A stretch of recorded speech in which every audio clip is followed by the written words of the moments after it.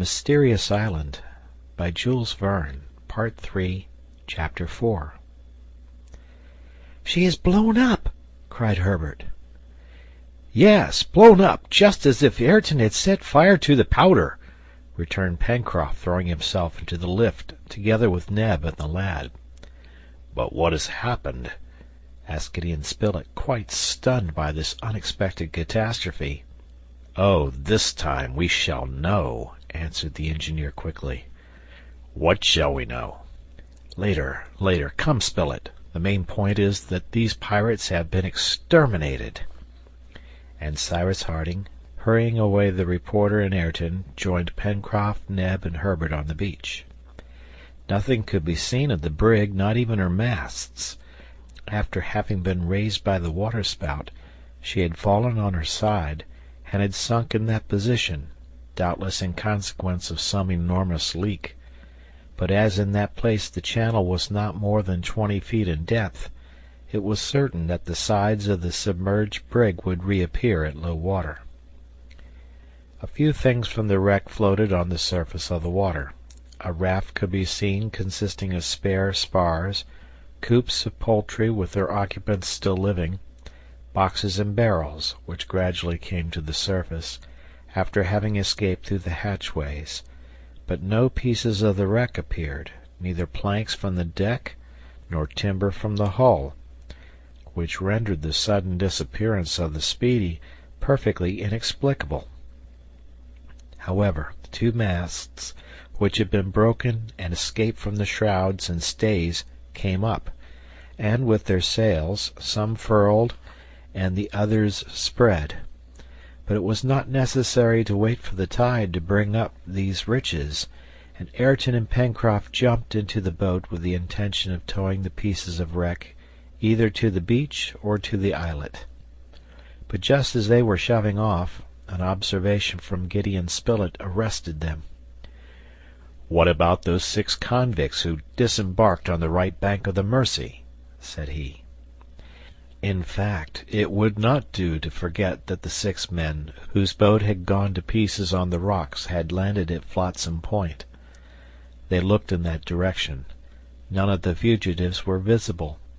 It was probable that, having seen their vessel engulfed in the channel, they had fled into the interior of the island. "We will deal with them later," said Harding.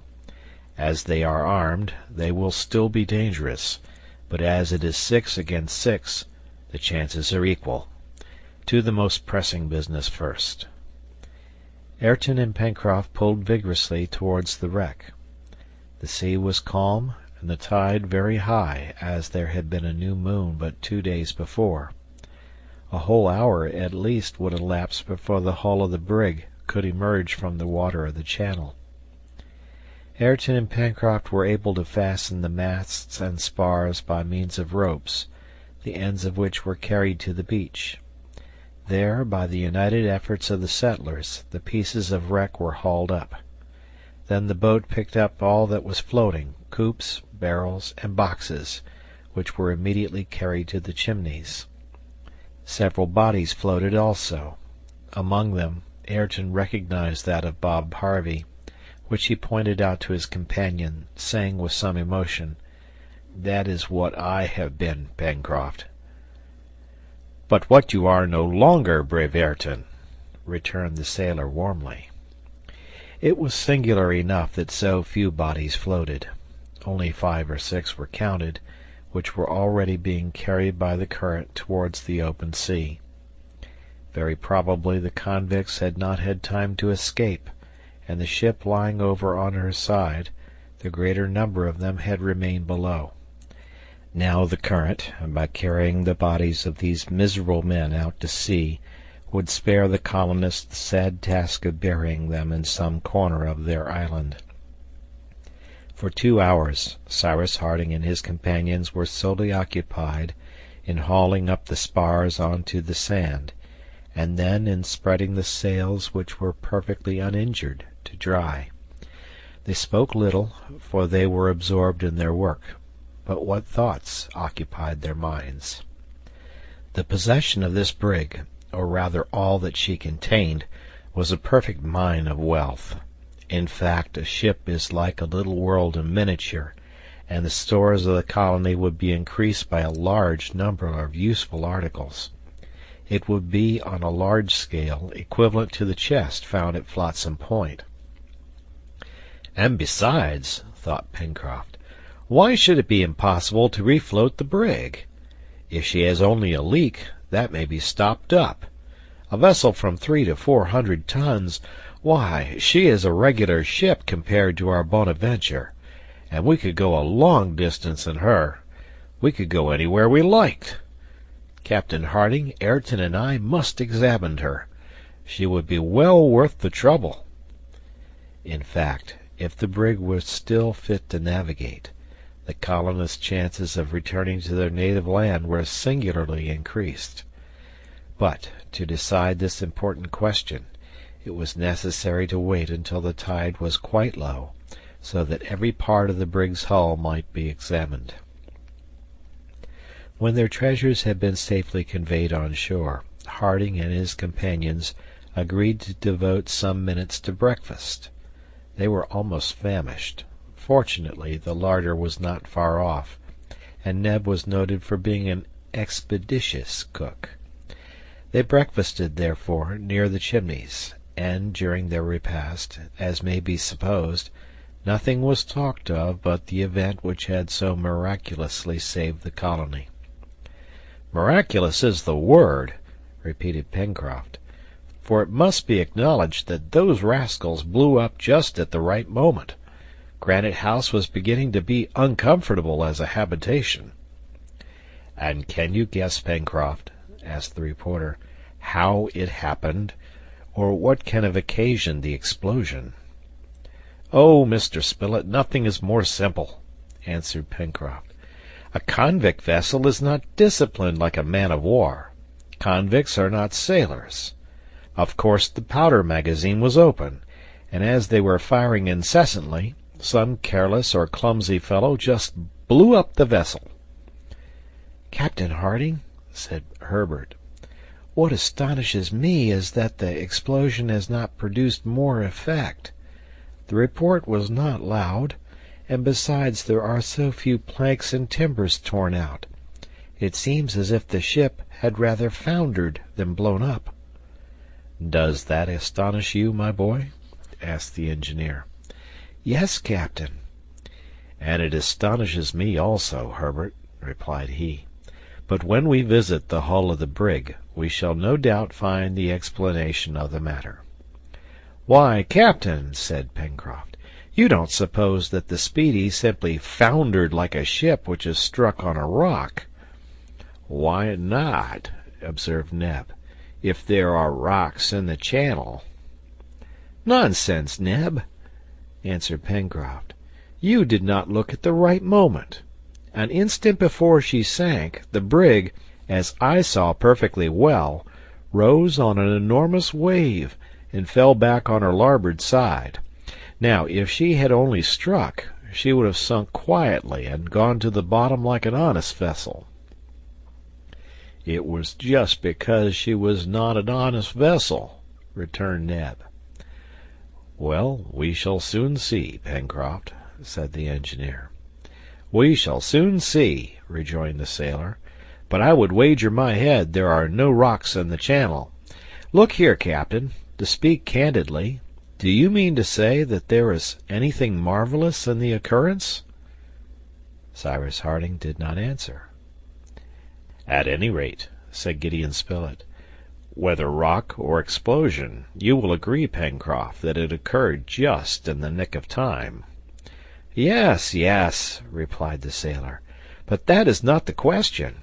I ask Captain Harding if he sees anything supernatural in all this." "I cannot say, Pencroft," said the engineer. "That is all the answer I can make." A reply which did not satisfy Pencroft at all. He stuck to an explosion and did not wish to give it up. He would never consent to admit that in that channel, with its fine sandy bed, just like the beach, which he had often crossed at low water, there could be an unknown rock. And besides, at the time the brig foundered, it was high water. That is to say, there was enough water to carry the vessel clear over any rocks which would not be uncovered at low tide. Therefore, there could not have been a collision. Therefore, the vessel had not struck. So she had blown up. And it must be confessed that the sailor's arguments were reasonable. Towards 1:30, the colonists embarked in the boat to visit the wreck.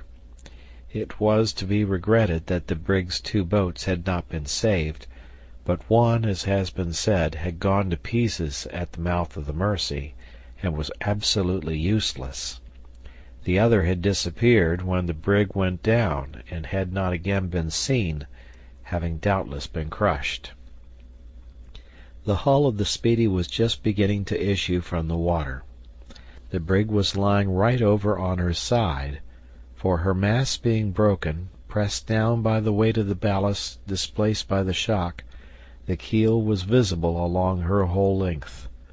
She had been regularly turned over by the inexplicable but frightful submarine action, which had been at the same time manifested by an enormous waterspout. The settlers rowed round the hull, and in proportion as the tide went down, they could ascertain, if not the cause which had occasioned the catastrophe, at least the effect produced. Towards the bows, on both sides of the keel, 7 or 8 feet from the beginning of the stem, the sides of the brig were frightfully torn. Over a length of at least 20 feet there opened 2 large leaks which would be impossible to stop up. Not only had the copper sheathing and the planks disappeared, reduced no doubt to powder, but also the ribs, the iron bolts, and tree nails which united them.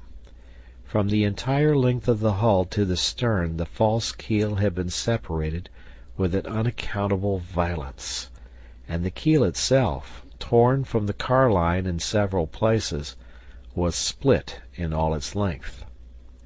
"I've a notion," exclaimed Pencroft, "that this vessel will be difficult to get afloat again." "It will be impossible," said Ayrton. "At any rate," observed Gideon Spilett to the sailor, "the explosion, if there has been one, has produced singular effects. It has split the lower part of the hull, instead of blowing up the deck and topsides. These great rents appear rather to have been made by a rock than by the explosion of a powder magazine." "There is not a rock in the channel," answered the sailor. "I will admit anything you like, except the rock." "Let us try to penetrate into the interior of the brig," said the engineer. "Perhaps we shall then know what to think of the cause of her destruction." This was the best thing to be done, and it was agreed, besides, to take an inventory of all the treasures on board, and to arrange for their preservation. Access to the interior of the brig was now easy. The tide was still going down, and the deck was practicable. The ballast, composed of heavy masses of iron, had broken through in several places. The noise of the sea could be heard as it rushed out at the holes in the hull. Cyrus Harding and his companions, hatchets in hand, advanced along the shattered deck. Cases of all sorts encumbered it, and as they had been but a very short time in the water, their contents were perhaps uninjured. They then busied themselves in placing all this cargo in safety. The water would not return for several hours, and these hours must be employed in the most profitable way. Ayrton and Pencroft had, at the entrance made in the hull, discovered tackle, which would serve to hoist up the barrels and chests. The boat received them and transported them to the shore. They took the articles as they came, intending to sort them afterwards. At any rate, the settlers saw at once, with extreme satisfaction, that the brig possessed a very varied cargo, an assortment of all sorts of articles, utensils, manufactured goods and tools, such as the ships which make the great coasting trade of Polynesia are usually laden with. It was probable that they would find a little of everything, and they agreed that it was exactly what was necessary for the colony of Lincoln Island. However, and Cyrus Harding observed it in silent astonishment, not only, as has been said, had the hull of the brig enormously suffered from the shock, whatever it was, that had occasioned the catastrophe, but the interior arrangements had been destroyed, especially towards the bows. Partitions and stanchions were smashed, as if some tremendous shell had burst in the interior of the brig. The colonists could easily go fore and aft, after having removed the cases as they were extricated. They were not heavy bales, which would have been difficult to remove, but simple packages, of which the stowage, besides, was no longer recognizable. The colonists then reached the stern of the brig, the part formerly surmounted by the poop. It was there that, following Ayrton's directions, they must look for the powder magazine.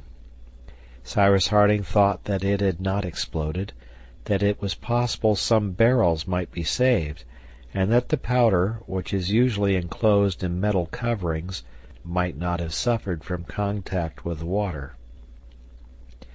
This, in fact, was just what had happened. They extricated from among a large number of shot 20 barrels, the insides of which were lined with copper. Pencroft was convinced, by the evidence of his own eyes, that the destruction of the Speedy could not be attributed to an explosion. That part of the hull in which the magazine was situated was, moreover, that which had suffered least. "It may be so," said the obstinate sailor, "but as to a rock, there is not one in the channel." "Then how did it happen?" asked Herbert. "I don't know," answered Pencroft. "Captain Harding doesn't know, and nobody knows, or ever will know." Several hours had passed during these researches, and the tide began to flow. Work must be suspended for the present. There was no fear of the brig being carried away by the sea, for she was already fixed as firmly as if moored by her anchors. They could, therefore, without inconvenience, wait until the next day to resume operations. But as to the vessel herself, she was doomed, and it would be best to hasten to save the remains of her hull, as she would not be long in disappearing in the quicksands of the channel. It was now 5 o'clock in the evening. It had been a hard day's work for the men. They ate with good appetite, and, notwithstanding their fatigue, they could not resist, after dinner, their desire of inspecting the cases which composed the cargo of the Speedy. Most of them contained clothes, which, as may be believed, were well received. There was enough to clothe a whole colony, linen for everyone's use, shoes for everyone's feet. "We are too rich!" exclaimed Pencroft. "But what are we going to do with all this?" And every moment burst forth the hurrahs of the delighted sailor when he caught sight of the barrels of gunpowder, firearms, and sidearms, balls of cotton, implements of husbandry, carpenters', joiners', and blacksmiths' tools, and boxes of all kinds of seeds, not in the least injured by their short sojourn in the water. Ah, 2 years before, how these things would have been prized! And now, even though the industrious colonists had provided themselves with tools, these treasures would find their use. There was no want of space in the storerooms of Granite House, but that daytime would not allow them to stow away the whole. It would not do also to forget that the 6 survivors of the Speedy's crew had landed on the island, for they were in all probability scoundrels of the deepest dye, and it was necessary that the colonists should be on their guard against them. Although the bridges over the Mersey were raised, The convicts would not be stopped by a river or a stream, and rendered desperate, these wretches would be capable of anything. They would see later what plan it would be best to follow, but in the meantime it was necessary to mount guard over cases and packages heaped up near the chimneys, and thus the settlers employed themselves in turn during the night. The morning came, however, without the convicts having attempted any attack. Master Jup and Top, on guard at the foot of Granite House, would have quickly given the alarm. The 3 following days, the 19th, 20th, and 21st of October, were employed in saving everything of value, or of any use whatever, either from the cargo or rigging of the brig. At low tide they overhauled the hold. At high tide they stowed away the rescued articles. A great part of the copper sheathing had been torn from the hull, which every day sank lower. But before the sand had swallowed the heavy things which had fallen through the bottom, Ayrton and Pencroft, diving to the bed of the channel, recovered the chains and anchors of the brig, the iron of her ballast, and even 4 guns, which, floated by means of empty casks, were brought to shore. It may be seen that the arsenal of the colony had gained by the wreck, as well as the storerooms of Granite House. Pencroft, always enthusiastic in his projects, already spoke of constructing a battery to command the channel and the mouth of the river. With 4 guns he engaged to prevent any fleet, however powerful it might be, from venturing into the waters of Lincoln Island. In the meantime, when nothing remained of the brig but a useless hulk, bad weather came on, which soon finished her. Cyrus Harding had intended to blow her up, so as to collect the remains on the shore, but a strong gale from the northeast and a heavy sea compelled him to economize his powder. In fact, on the night of the 23rd, the hull entirely broke up, and some of the wreck was cast up on the beach. As to the papers on board, it is useless to say that, although he carefully searched the lockers of the poop, Harding did not discover any trace of them. The pirates had evidently destroyed everything that concerned either the captain or the owners of the Speedy, and as the name of her port was not painted on her counter, there was nothing which would tell them her nationality. However, by the shape of her boats, Ayrton and Pencroft believed that the brig was of English build. A week after the catastrophe, or rather after the fortunate though inexplicable event to which the colony owed its preservation, nothing more could be seen of the vessel, even at low tide. The wreck had disappeared, and Granite House was enriched by nearly all it had contained. However, the mystery which enveloped its strange destruction would doubtless never have been cleared away if, on the 30th of November, Neb, strolling on the beach, had not found a piece of a thick iron cylinder bearing traces of explosion. The edges of this cylinder were twisted and broken, as if they had been subjected to the action of some explosive substance. Neb brought this piece of metal to his master, who was then occupied with his companions in the workshop of the Chimneys. Cyrus Harding examined the cylinder attentively, then, turning to Pencroft, "You persist, my friend," said he, "in maintaining that the Speedy was not lost in consequence of a collision?" "Yes, captain," answered the sailor. "You know as well as I do that there are no rocks in the channel." "But suppose she had run against this piece of iron," said the engineer, showing the broken cylinder. "Why, that bit of pipe!" exclaimed Pencroft in a tone of perfect incredulity.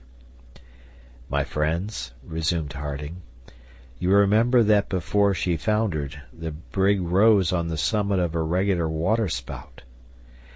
"Yes, captain," replied Herbert.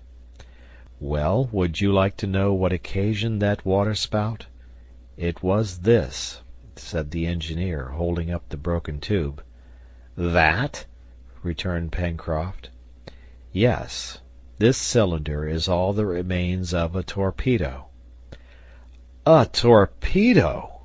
exclaimed the engineer's companions. "And who put the torpedo there?"